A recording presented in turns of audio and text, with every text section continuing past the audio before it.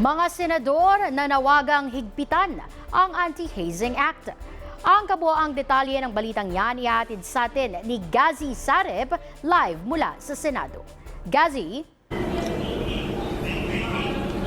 Judea, nanawagan ng ilang senador na paghigpitan ang pagpapatupad ng Anti-Hazing Act of 2018 matapos ang kasawi ng isang maritime student sa Cavite dahil sa hazing. Sinabi ni Senate Majority Leader Juan Miguel Zubiri, dapat paigtingin ng mga paaralan ang pagbabantay sa mga initiation activities dahil paulit-ulit na lang umano ito. Kinondena naman ni Senator Joel Villanueva ang insidente at nanawagan din sa mga otoridad na tugisin ang lahat ng sangkot. Anya, hindi kailan lalo na kung buhay ng kabataan ang kapalit. Maging si Senator Sherwin Gatchalian ay nanawagan sa pulisya na panagutin ang mga may kinalaman sa insidente. Samantala, nakikiramay naman si Senator Jinggoy Estrada sa pamilya ng biktima. Walaan niyang puwang ang karahasan sa anumang organisasyong nagsasabing nagtataguyod ng umano'y brotherhood. Kilala ang biktima na si Mark Kenneth Alcedo, isang freshman ng Philippine Nautical and Technological Colleges na nasawi noong linggo matapos mailalim sa fraternity initiation.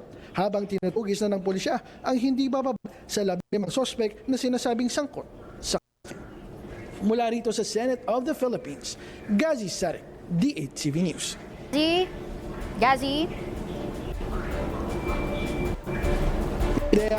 Gazi, bukod dito sa Anti-Hazing Act, ano pang ibang talakayan dyan sa Senado? Yes, sa katunayan, kagagaling nga lang natin sa press conference at doon galit na galit si Senator Erwin Tulfo matapos makatanggap siya ng mga ulat na ang mga hotline doon sa gitna ng kailangan ay hindi natatawagan. Sabi niya sa partikular, DFA, ang mga embahada sa OWA, ay sabi niya nga, do your job. Anya, huwag lang kayong pasarap-sarap dyan. Nakapagpahayag naman itong Senado ng kanilang suporta, Gazi, sa plano ni Pangulong Marcos na bawasan o di kaya ay fully suspend itong fuel excise tax. How urgent does the Senate see its implementation?